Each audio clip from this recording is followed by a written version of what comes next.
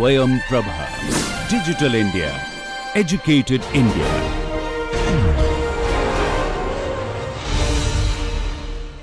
So that's why we are talking about the natural material in rock engineering, and the development of the theory of this rock mechanics. Well, it started with a very basic ideal conditions. We are talking about a very ideal condition. What is our ideal condition? As I told you earlier, ideal, like you are talking about the ideal gas and real gases. Here also we are talking about the ideal gas and the real rock. Ideal rock, as I told you in last class, intact rock. Having an intact rock, if I'm telling, more or less it is continuous, homogeneous, isotropic, and linear elastic. When we are calling about the real rock, it is rock mass or the in situ rock, which is having discontinuous, inhomogeneous, anisotropic, or linearly inelastic. So all sorts of variability will be possible when we are talking about the real rock and the rock mass. Okay.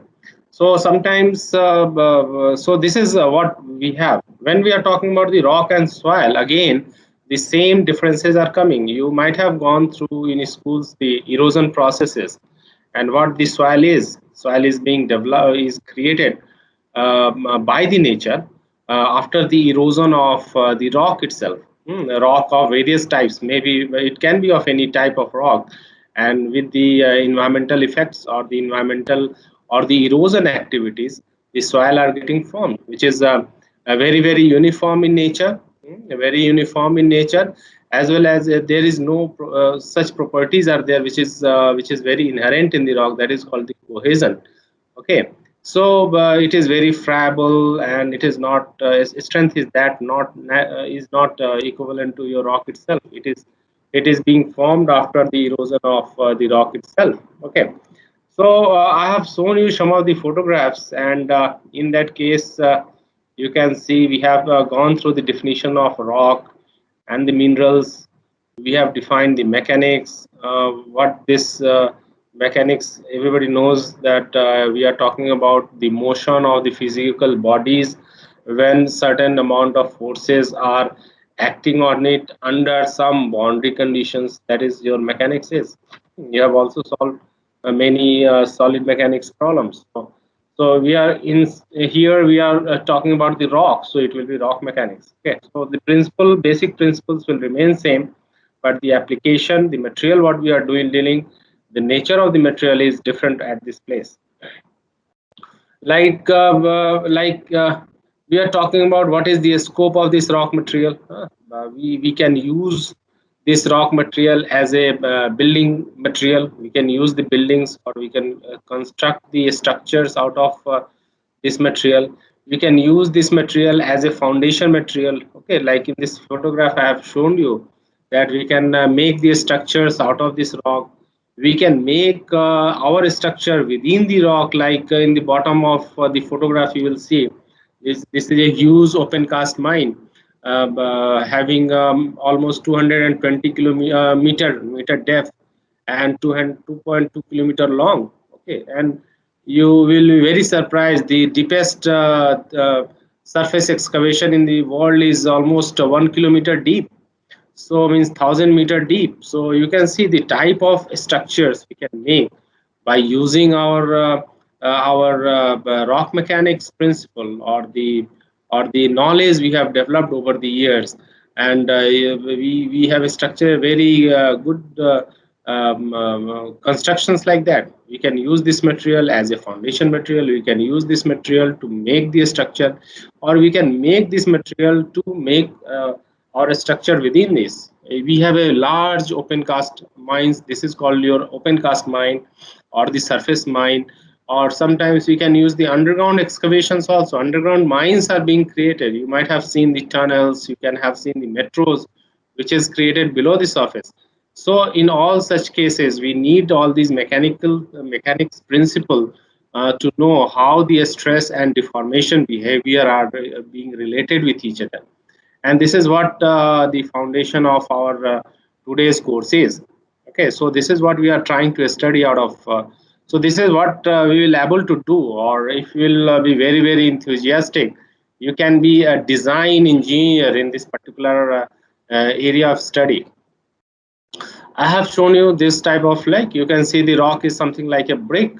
Okay, because and you see, if there is no brick at all, if there is no brick at all, means it is a continuous piece. So you can think of what will be the strength of this material. But because of these joints or the discontinuities or the weak planes which is there in the rock, it is creating, it is decreasing their strength. And I had showed you in the last class also, if we can take a very small pieces, one piece of this block, and test and try to break it, and we will try to make select a large chunk of rock and we will try to break it, the strength of the small chunk will be more than the large chunk. And because of the presence of the discontinuities only, the strength is going to be reduced even though the volume of the material will be large. So this is how we can differentiate between the intact rock properties and the rock mass properties. Always the intact rock properties will be more than the rock mass properties. Okay, and as I told you in last class also, where the intact properties is what we are testing in the laboratory, right? And the rock mass property which we are not testing in the rock mass, means which we are offering a large volume, and large volume is there, and that cannot be tested in the lab. We cannot carry that material into the lab and test it. For that we have to test in the at the place of its origin only. Okay, so I have showed you this example, a piece of rock which is ready to be tested in the lab, and you can see it, that there is no joints, no discontinuities are there, as we have seen in our this photograph. There is no such joints or discontinuities are there. So the strength of this piece of rock will definitely be more. So, as I told you, sometimes this is a rock mass, because we are building all the structures within the rock mass itself. We are not building the structures made of intact rock. So that's why it is very, very important to find rock mass properties. Okay, so the researchers have tried to develop the models through which we can get it and get the properties of the rock mass. That's why I told you we are going to study about one topic called rock mass classification in a very short, in a very, there are number of rock mass classification systems are there, methods are there, and we will study a few of them. Like we will talk about or RMR, rock mass rating. We'll talk about the Q system. Okay, we'll talk about maybe RQD, rock quality designation, in coming classes. So we had also discussed about the homogeneity as well as the heterogeneity, how they are different. So, There is, please. why the values obtained in lab of the intact rock are more than the values of the rock mass?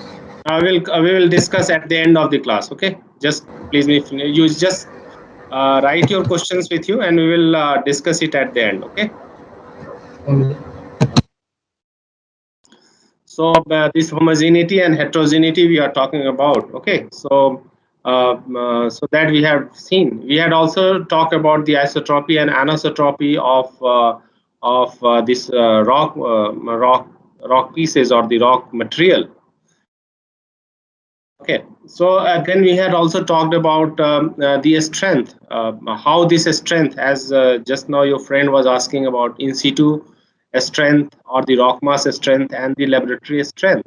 The strength of the intact rock is less than is more than the rock mass strength, and the reason is very, very simple. Like if you have a rock mass, if you have a rock of cylindrical rock, and there is a joint planes, right? If there is a joint plane, the strength is going to be reduced, because the failure strength, the resistance offered by the rock piece will be less than the resistance offered by the rock mass, because the rock mass will fail along that particular discontinuity plane. So the resistance offered by, because that is already a discontinuity plane is there, and it will be easy for us to break it.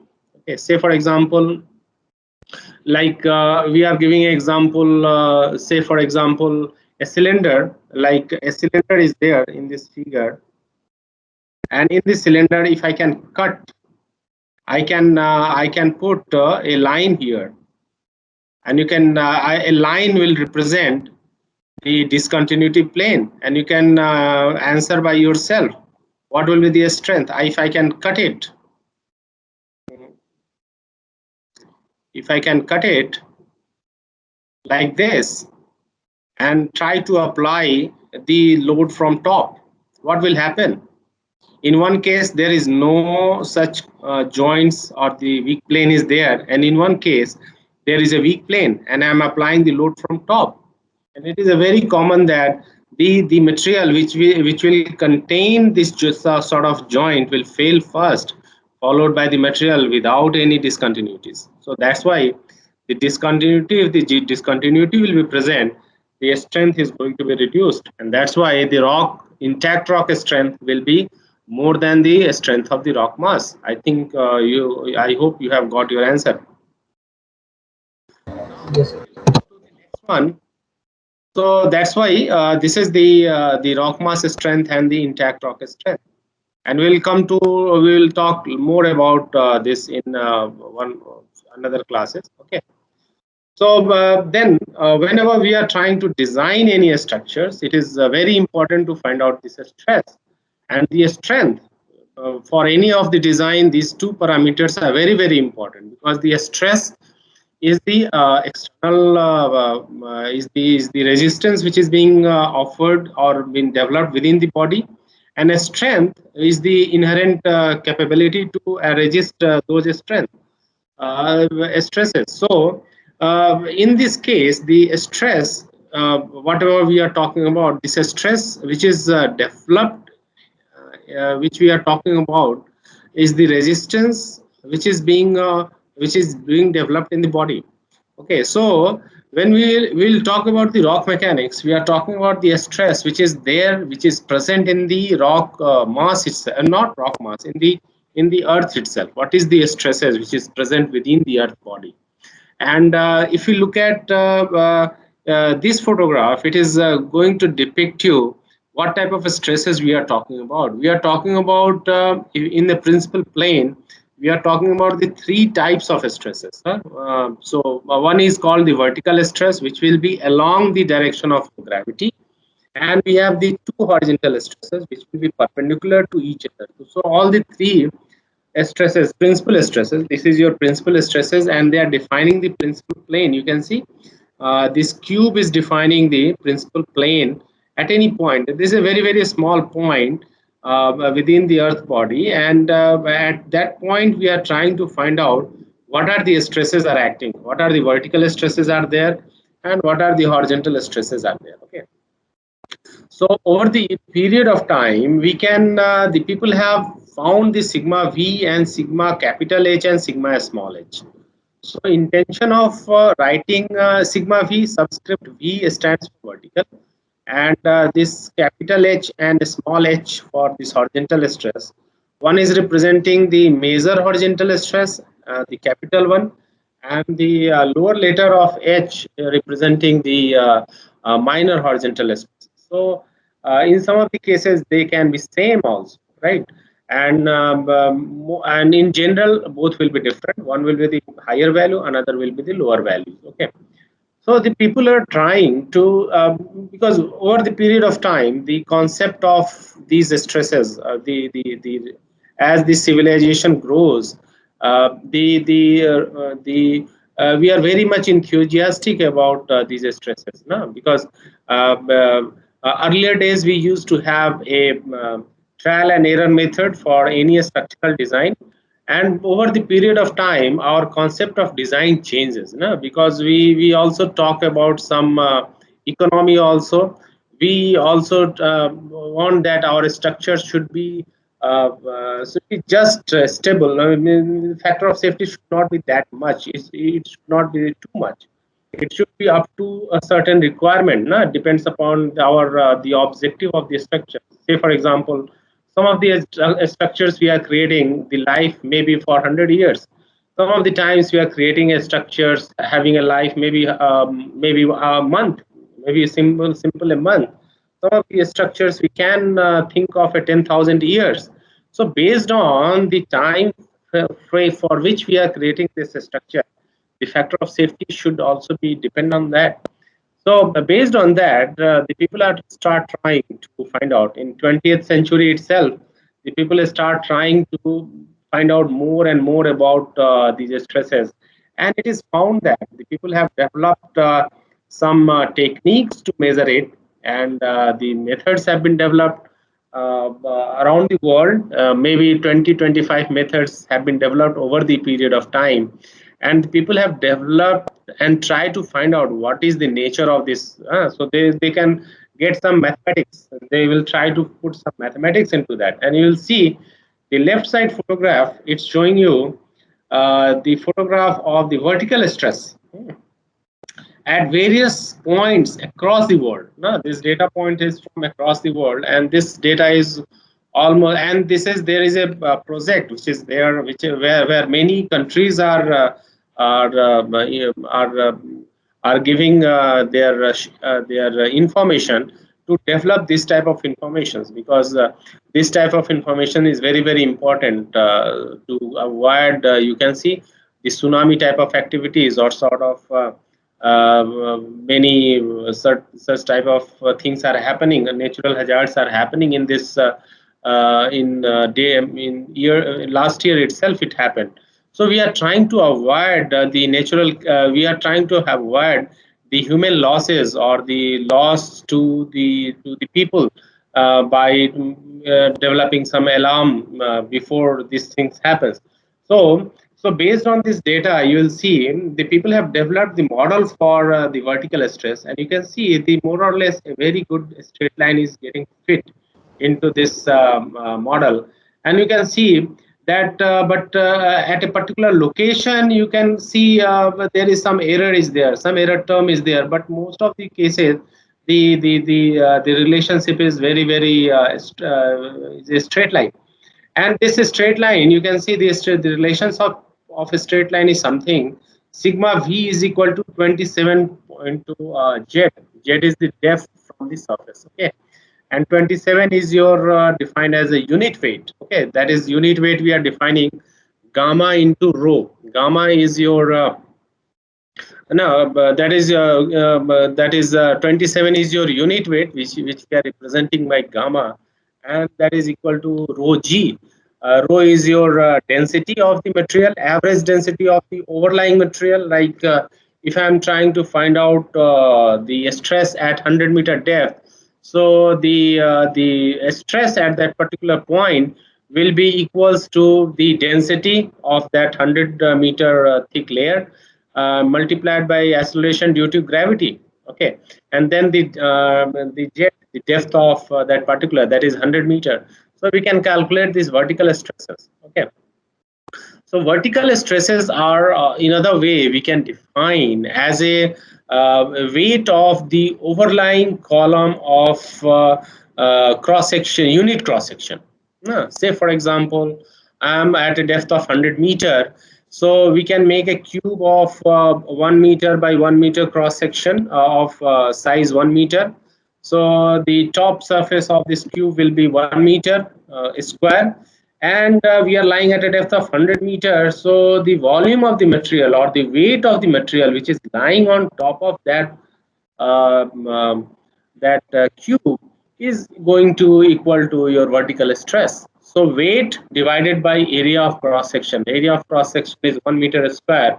So vertical stress, vertical sigma v, will be nothing but the weight divided by area of cross section. So area of cross section 1 meter square, so it is equals to weight, right?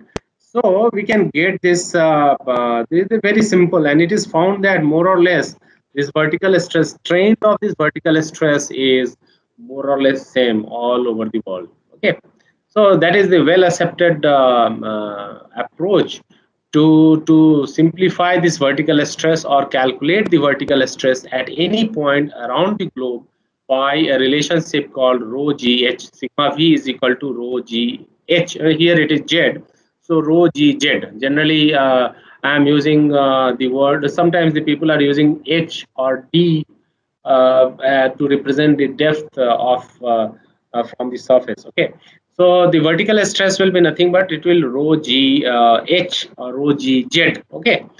So that will be your vertical stress. Generally, in our case, the magnitude of this vertical stress are expressed in terms of megapascal because the value is very very high.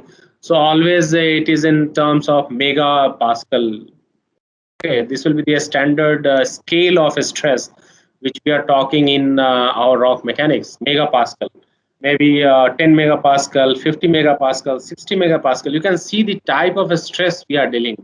So this is how it is making a difference with what our equivalent mechanics the people are dealing in other engineering disciplines. The type of stress we are dealing is very very high comparison to what the other engineering disciplines are looking for. Okay, so this is all about the vertical stress. Again is your horizontal stress.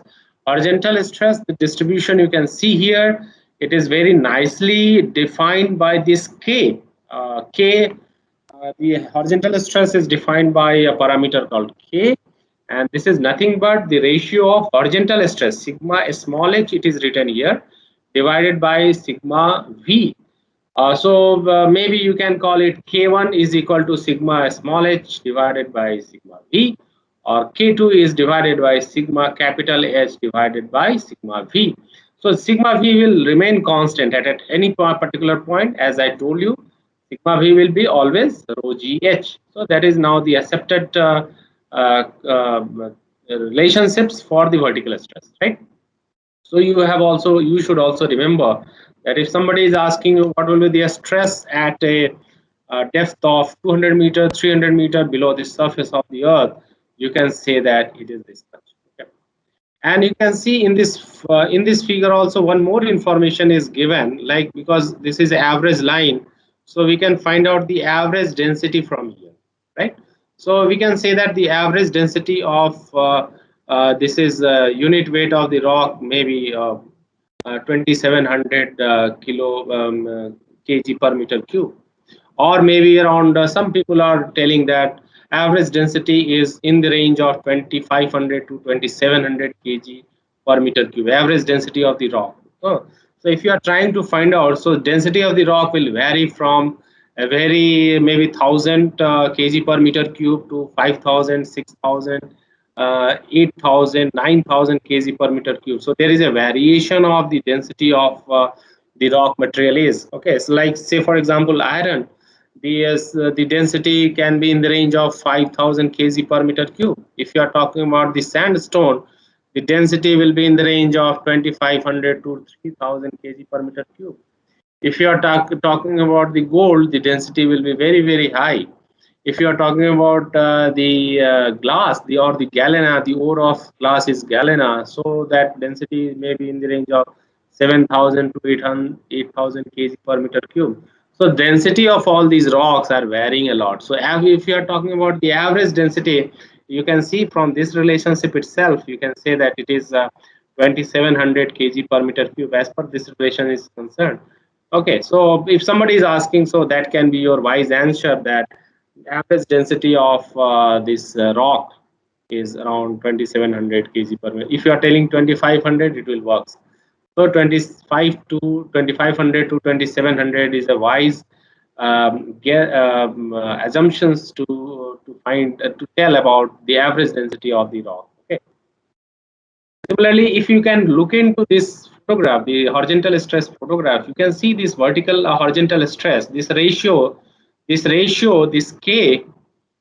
K varies from what? You can see this varies from almost 3 to it can be less than 1 also, zero point 0.5, 0.2, zero point 2, zero point 0.3. So wide variations are there. There is a wide variation in horizontal stress around the world.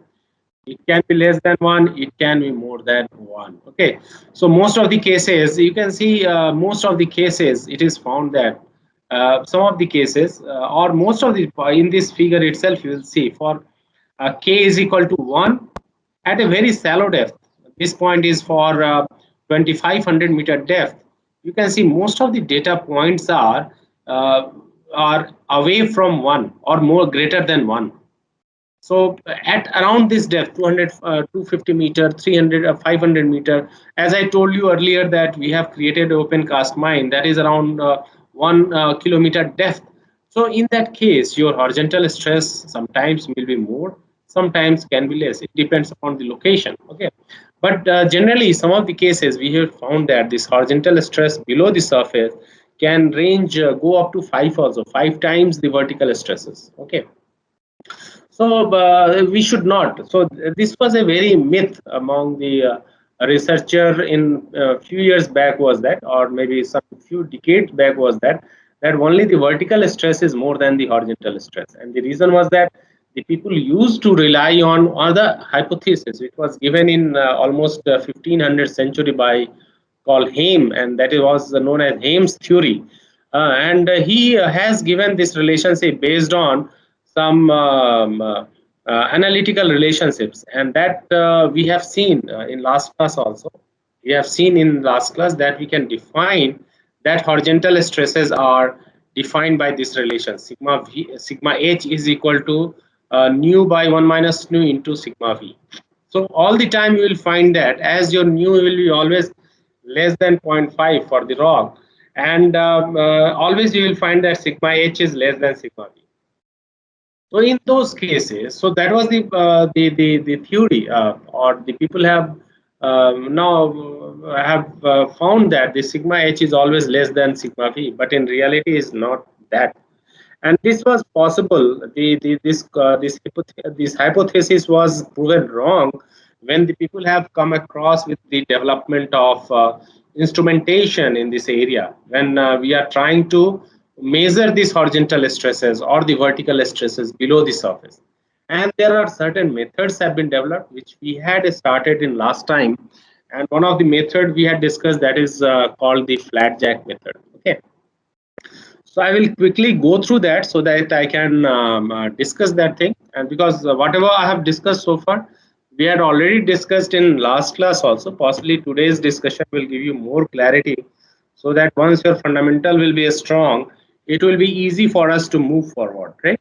So we'll be little slow for time being, but maybe we can have more things in. We will be little faster in coming classes.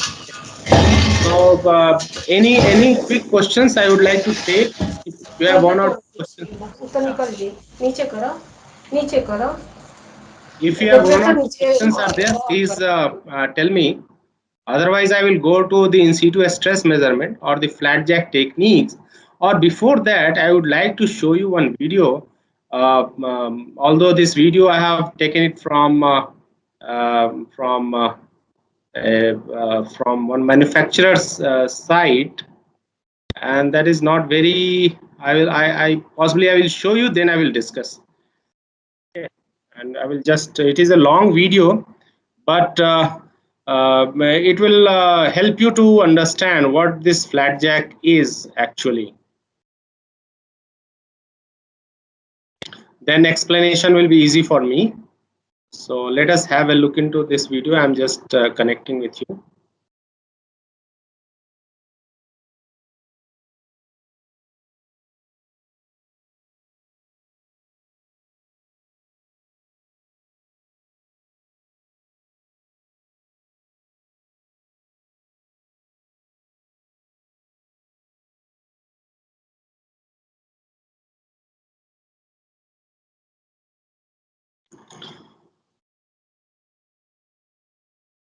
So we have with us Professor Rakesh Kumar. Dr. Rakesh Kumar is there, and Shubham is there. Shubham, are you there? Yes, sir. Yes, sir, I am here. Yeah, Dr. Rakesh is there. Yeah, yeah, I'm here. Shruti Narwal, you are there. Shruti is also so. Dr. Rakesh and Shubham is going to help us in our assignments, which possibly I will try to give some assignment for after today's class. Okay, so my video. Where is video? Okay, so I can.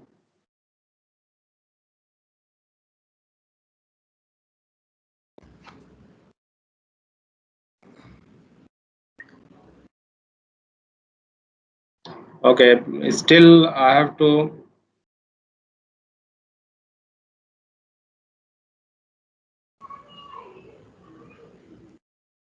General.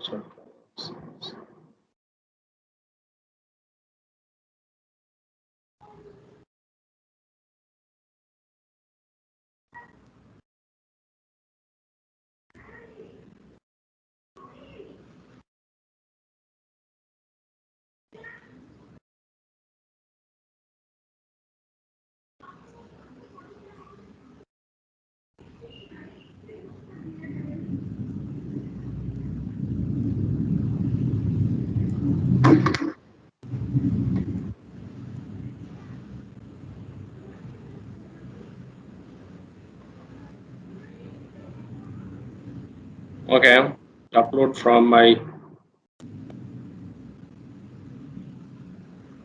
files OneDrive.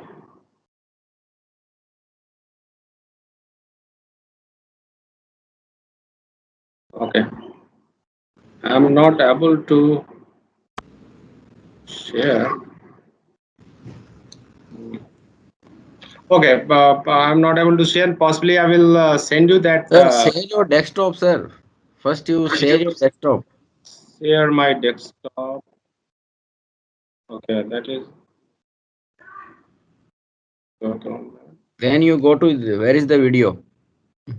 Where is okay?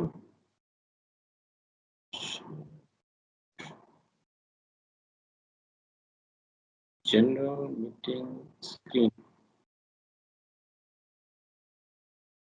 So it is visible. Yeah, अभी कुछ आ रहा है. Yes, This video is there. Okay, so this is the video. you can make it Yeah. full screen. I think then visible होगा. So now I will tell you. Now you see, it is in full screen. Now it is visible. हाँ, अभी आ रहा है. Yeah. So now you see there are two pins are there, two extensometers. The device which is used to measure the deformation are being attached at 2 points in the wall. Now, so I am citing the example from the use of this flat jack for the measurement of stresses in the high-rise buildings, right? This is in the it is in the same way we can use it for the rock structures also, right? So these 2 points they have nailed it, and two extensometers. This is known as the extensometers are being created at the 2 points, or like a scale which has been attached at between the 2 points to measure what is the deformations are occurring between these 2 points, right? So this you should understand at this point of time. Okay, now what we are doing now, we are creating now next step is to creating a slot at this point, creating a slot of maybe any cross section, maybe rectangular cross section. We are creating a void by using some cutters, right? So you can see this process. I will just quickly go through that. You can see uh, this is trying to cut it. Okay, so slot is being created below that. So the slot whatever will be cut into the wall of the rock, or here it is the wall of your building, it will take the shape of the cutter. If I am going to cut the slot up to the half of the cutter's blade, it will be of half shape. Okay, half D means it is of D shape, or half circle, right? Then we are putting we are inserting the plates, the two welded plates. The I will show you the flat jack to you, and you will see that we are inserting the jack into that. We are inserting the flat jack into that. It is nothing but it is like a plate which is welded around its circumference, and there is two walls are there. Okay, two walls you can see. So one of the wall we are injecting the fluid, and in another wall we are releasing the fluid. Okay, we are taking away the fluids from the flat jack. So here you can say the flat jack has been inserted within the wall after the cut has been done. So what is happening in this case, once before we are creating this slot, what was happening, this point was under equilibrium condition. Now the load which is coming from top and the load which is generated, or the action and the reactions were just in equilibrium, so no deformation, so system was in equilibrium. Now while creating this slot, my aim is to destabilize the system. What destabilization will took place? Bottom part will remain stable, but top part the support has been removed. And once the support has been removed, what will happen? This bricks or the wall or the hanging part of this slot is going to subside slowly and slowly. Okay, we will subside slowly and slowly, and we can measure this what is called contraction or the subsidence of the surface as we have created this slot. Okay. Now after some times, what will happen? The contraction or the contraction, and how we are measuring, because as I told you, we have just go quickly. Now what will happen? Between these 2 points, we are continuously measuring the deformation. Okay, so earlier, say for example, the distance between these two pins was say d meter, and after this slot has been created, or the distance between these two slots, these 2 points are 2d meter. So once this slot is being created, the distance are getting shortened by some delta d. Okay, because of the distance between these two pins are going to reduce, and this reduction will be very small. Okay, so once this reduction has taken place and your system is stabilized, means no more deformations are there anymore, then what we are doing, we are applying the pump pressure. We are applying some hydraulic jack. Possibly you people have used the hydraulic jacks for pumping your vehicles or maybe cycles, and you might have seen some of the shops also, the people are putting maybe air pressure. We are putting here, we are using some fluid water to inject some fluid into the flat jack. Okay, and there is a jack through which we can measure the pressure, how much pressure we are applying. So we are keeps on applying this pressure in such a way that, and while applying this pressure, the continuous monitoring is still going on, right? So once we are applying this pressure, what will happen? It will push this overlying rock or the wall to go up. Because it has subsided, now we are applying the pressure such that it will go up, and continuously we are also measuring the deformation. So what will happen? Delta D minus delta D, the sagging which has already been happened between these two pins, we are trying to remove it.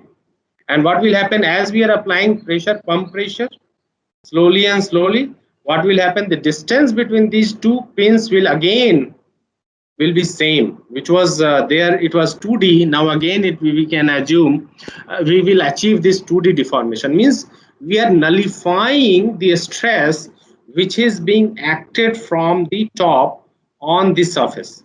We are applying the pump pressure, we are developing the pressure into the flat jack in such a way that it will nullify the pressure which is acted from the overlying body or the overlying rock.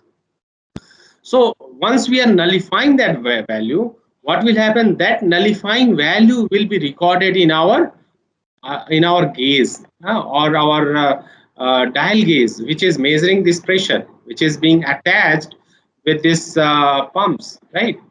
As I showed you this photograph, the pressure which is being measured over here, the pressure which is being applied, because we are applying this pressure in a continuous manner. So a point will come when it will almost, or it has just reached to a point at which the stresses will be equals to, or the distance between the two pins will be equal, and we will achieve this type of pressure. So we can draw a beautiful curve to determine. So I hope this video is clear to you, I will also share this video, and the possibly the background language is something else which possibly we will not understand. So but I will share this video on to all of you, so that you can see it and try to understand from my explanation that how actually this flat jack is working, right? So if any questions are there, please give me, so that please have a quick questions. Otherwise, I will go to the my slide again. Anybody having any quick questions on this video? Anybody? Any quick questions? If not, then I'm going to my next slide. Going back to my slide, so this is the problem we are facing with this team, that we have to just go. We cannot share two things at a time, right? Okay, so this is my, we are here again. So I'm not going any more to the introduction. I will just go to the flat jack method. And here I'm trying to show you the flat jack, the shape of the flat jack. Right now, whatever we have seen in this video, the shape is something like this. huh? Having inlet and the return. Inlet valve and the return valve. Inlet valve, we are applying the pressure, and return valve, we are collecting the fluids. Okay, so that we can remove the trapped air within the flat jack. And what this flat jack is like a thin plate which is welded from all the sides, and which can have a flexibility is there. So once we are applying a fluid pressure, it can expand, like you can see this figure, it can expand on all the sides. And at each point of time, at each point within this flat jack, we'll apply the same amount of pressure. And now we have a hydraulic jack is there, through which we will send the hydraulics within this flat jack, and we have a pressure gauge through which we can measure the pressure which is being applied to the flat jack, right? So this is in short our instrument which is being used in this flat jack technique is. Okay, so here also I've tried to get one photograph from one manufacturers where the things are little automatic, and we, with the same setup, we can have the two flat jacks are being attached together. Okay, now come to some pictorial representation of the same thing. If you'll see in this figure, I have also tried to explain you in last class, like this is the size of the slot. The size we are assuming this is 2C. There is some purpose of mentioning this 2C, and then we have the 2B is the dimension of the flat jack, width of the flat jack, right? And this slot is being created. The hashed area is your flat jack, right? And then we have two pins are being, one is on top, one will be at the bottom, and we are trying to find out the distance between the pin is 2y, right? And like in this case, in this figure, you will see the two pins are being marked at this place, and the distance is d. So before this creation of this slot, some sigma naught is acted at this point, and this is what we are trying to nullify with the flat jack, and we are measuring the stress at this point. So what we are measuring with the pressure. So now you can see this photograph. In this photograph, this is explaining you the entire process, whatever we have done. We can have this type of plot, or the data we will generate, and we can have the plot like this. What is that? Y-axis is defining the pin separation. X-axis is defining the first, there are two part is there for this X-axis. One part is time, another part is the flat jack pressure. So in one part, this flat jack is pin separation is D naught. It is without any excavation or the slot creation. Without any slot creation, D naught is created. After that, we are creating a slot, and we are just waiting for time. As the time passes, the separation between these two pins are getting decreasing. Means D naught minus some delta D. So D naught is reducing from D naught to some value, and after some times it is becomes static.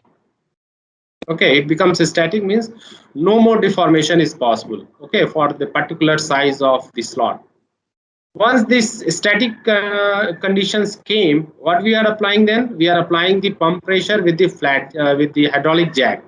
With the hydraulic jack, we are applying the pump pressure, and in this process, we will see the x-axis is your flat jack pressure, and the y-axis is your pin pressure. So as the pressure increases into the flat jack, the separation between the pins are also reducing. Earlier, it has the separation between the not reducing, the separation between the pins are increasing again. In first instance, it has decreased. Now we are again trying to increase the separation under the controlled pressure developed by the pressure gauge. So this pressure line is goes like this, keeps on going, and after sometimes we will find that we have achieved a pressure, some pressure at which the separation between the pins is equals to D naught.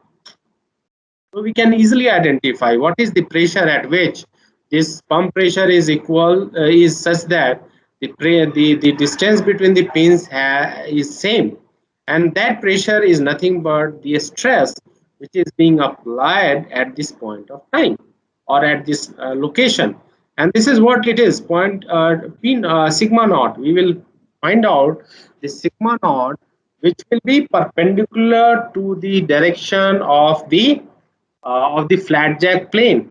We will create a plane of the flat jack, and we are measuring the stress, which will the direction of the stress will be perpendicular to that plane. Okay, so what we are getting, we are finding the stress which is perpendicular to the flat jack surface.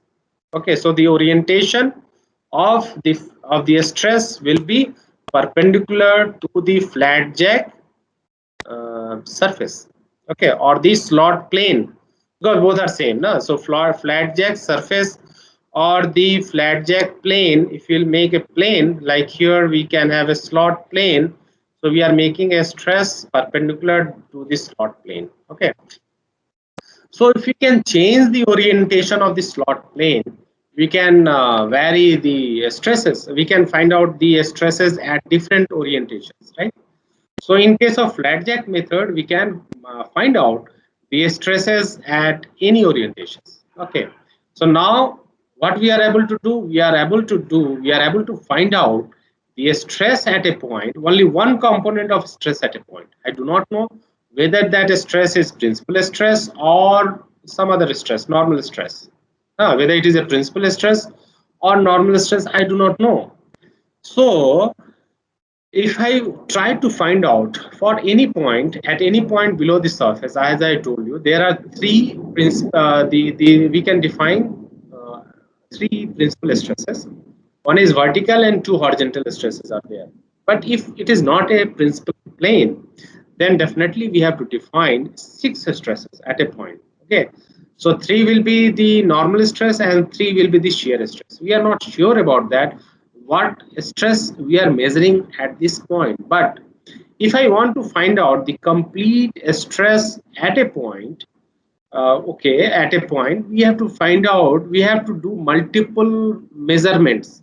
Yeah, we have to do multiple measurements at a particular location. Then only by this method we can able to find out all the stress components of a stress tensor or a stress matrix. Okay, uh, so now you see that we are trying to take the different orientation of the flat jack at a particular location, even though it is within few meters, that is assumed to be, as our scale of earth is very high, so 6400 kilometer radius, so in that case 1 meter here and there is assumed to be a point we are talking about. Okay, so you can see in this tunnel, this is like a D shape of tunnel, in which you can see if I'm trying to find out the stress at different locations, we have to reorient the flat jack in different directions to find out the complete stress matrix. And complete stress matrix, if you'll talk about, that is your sigma xx, sigma yy, sigma zz, tau xy, tau yz, tau zx, right? So that will talk about the complete stress tensor at a point. If I am trying to find out the stresses in a principal plane, say for example in this case, and if it is defined that this is the one of the principal plane, so definitely other principal planes are defined. So only three tests is good enough. We have to do a three test which should be perpendicular to each other, and we can measure the three principal stresses, right? But if you have the six, if you are not sure about the principal planes, then definitely you have to have six flat jack test you have to conduct to find out the complete stress matrix, right? So this is what we have this method, and you can see in this photograph some of the real life problems the people have solved it in a mine where the installations was taken place and the measurements have been taken, and the size of, you see, the size of this flat jack is too much. It's, in this case 1 meter thickness to almost 700 to 1 meter length, this flat jack. So there are different configurations of the tests are there, and this is very useful method to find out the stress at a point. Okay, any questions are there at this point of time? So I would like to take a few of the questions. Otherwise, I will discuss a problem, a very simple problem, and this will also help you to understand the flat jack methods. Any questions here? Anybody? Because the number is too much. 95 students are there.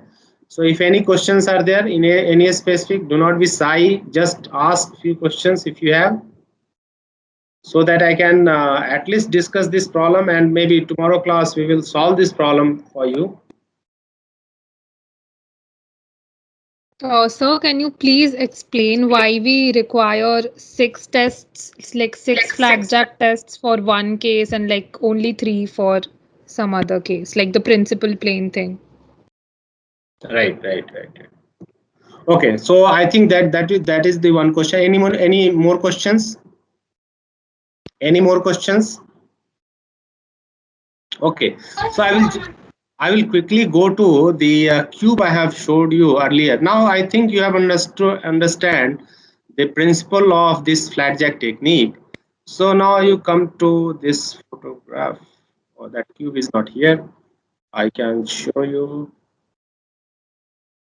Maybe I can have a cube here.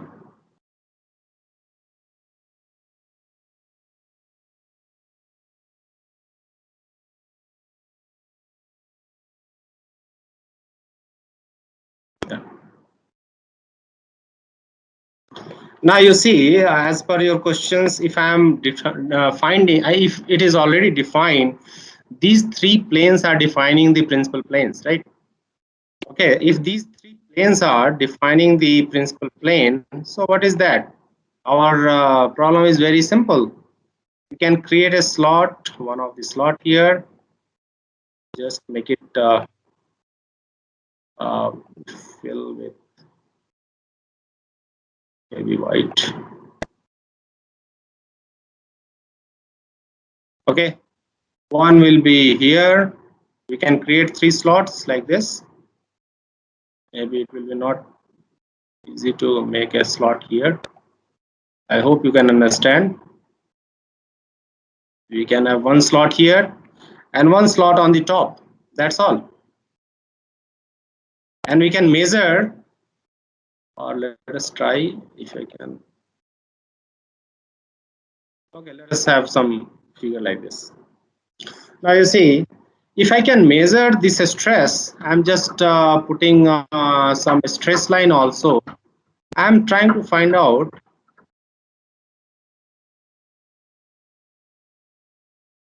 this is a very good questions to understand. Many of you will be able to understand that what actually it is happening.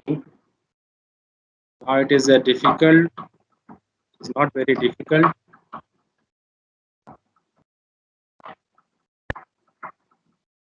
Okay, now you can see.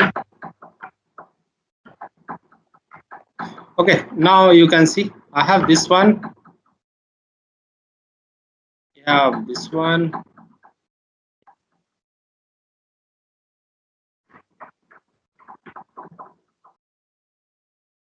Okay, I have this one.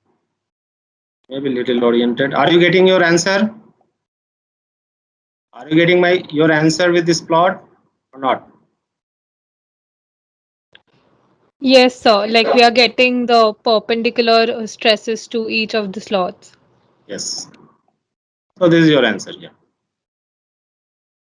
So with each slot, we can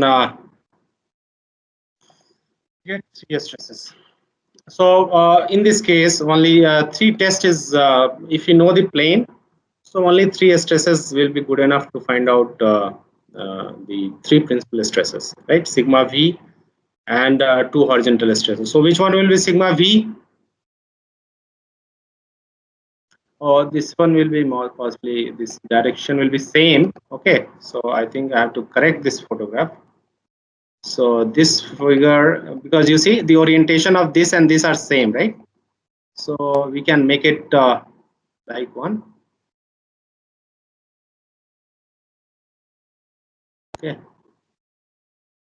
So you see all the stresses are in the three different directions, right?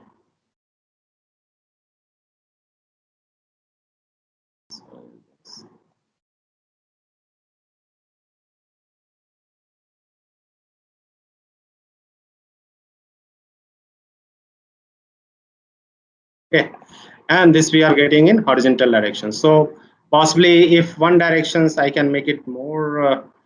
If one is x direction, x plane, and y plane, and the z plane, in all the three planes we are getting. So this will be your right photograph. Okay, so you can see all the three are in three different directions, right? So similarly, we have to have, if we are not sure about these planes, that these are the principal plane, we have to have 6 tests for this flat jack to get the complete stress tensor, right? Another important thing in this photograph you have seen the test we are conducting right at the surface. The test we are conducting right at the surface of the opening, right? So that is one of the problem. That is one of the limitation of this method. Uh, this is the second limitation. First limitation is that for six stresses, three normal and three shear stresses, we have to have a six test. 6 times we have to repeat the test. So that is the one of the limitation of this method. Okay, and the second limitation is that we are measuring these stresses right at the surface. This is the second limitation. Okay, so this is also a question for you for today, that all of you please try to find it out why I am calling it a limitation. Maybe I can give you this answer in next class, but these are the two limitation of this method. But what is the advantage of this method? Why we are studying this method in this 2020 also? The reason is this method is simple and cost effective also, and very quick. So with these three parameters, we are studying it, but there is certain limitations are there. Two limitations are there. Why? Because it has got certain limitations. Why these two limitations are there? You have to answer me in tomorrow's class. Okay, and that is the assignment for today's class itself. I will upload this assignment. What are the limitation, or why we are calling it a limitations? Okay, yes. So you have to define this limitation and submit this assignment, and the answer I will give you in next class, right?